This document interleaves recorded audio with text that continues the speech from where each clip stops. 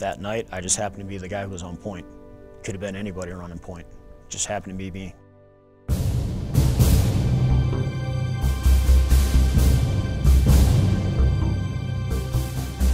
And we were going after Abu Obadiah, who was the defense minister of ISI in all of Saladin province. We had 2 assault forces. The first one led by myself, also Sergeant First Class Lindsay, Captain Cheney, and about 8 of my Iraqi counterparts. As we landed, jumped off the bird, ran to the first objective. Came back out and started crossing over the courtyard to get to the second and the third objective. I was up front, Sergeant First Class Lindsay was to my left, Captain was to my right. There's a small L-shaped building at the end of the objective, and that's where the majority of the firefight took place. As soon as we crossed over, guys started coming out of the building, and they were all armed with AK-47s. The first guy runs out of the room, and he starts running down the side of the building in the direction that the second assault force is infilling. I engage him and ended up putting him down. Sergeant Lindsay, to my left, is engaging other guys on the far side of the L-shaped building who are just starting to come out of doorways. Captain's off to my right. He's, coming right up with me, and we're coming up to the door to see where the rest of the guys are coming from. So as I look in the door, it's about halfway open. There's a guy standing there. So I engaged him. He falls backwards, and as he falls backwards, he slams the door shut into this room. I push laterally to my right and move my team leader behind a wall, where I immediately started prepping a hand grenade, because I wanted to get that hand grenade in the room and suppress the guys inside there. Throw the grenade in the room right through a real small crack in the door, and I waited for the longest 5 seconds of my life. Ends up only being 3 of us that go in this room, and unfortunately it ended up that there was about 7 to 10 terrorists inside that room, and that was where Abu Obadiah was at the time. That was his bed down location, and all of his bodyguards were sleeping in that room with him.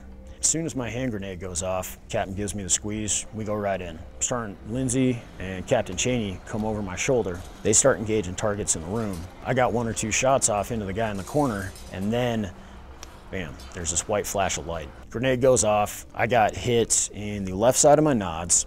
I got, some shrapnel on my arm. I got my right thumb literally pinned to my rifle with a piece of shrapnel or a ricocheted bullet, I don't know which, but blew it open pretty much to the bone, broke it laterally, and took off a chunk of my finger too. So at this point, I got blown into the corner. I didn't know where Sergeant First Class Lindsay and Captain Cheney were.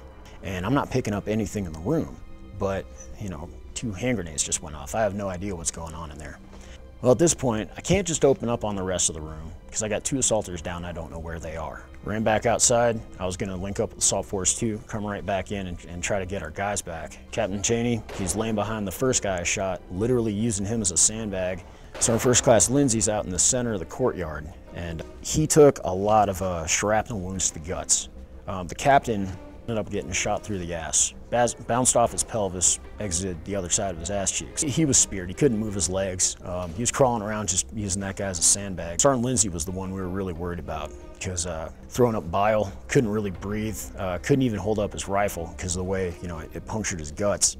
He ended up surviving, so everything was good. And I was going to grab him, pull him back, get him behind the wall, grab some other guys, and then get back to the rooms and keep pushing that fight.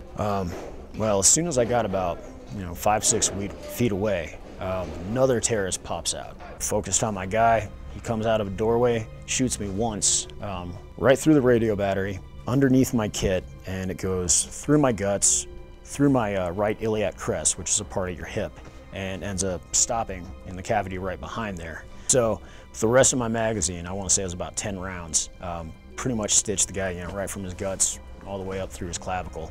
As soon as my weapon went dry, ran back behind the wall, did a real quick tactical magazine change, and at that point I was going to come back and just start spraying rooms and suppressing so that we can get more guys out there. So as soon as I got the guys moving, got a few of them moving, the rest of them actually followed suit, put them where I wanted them on the doorways.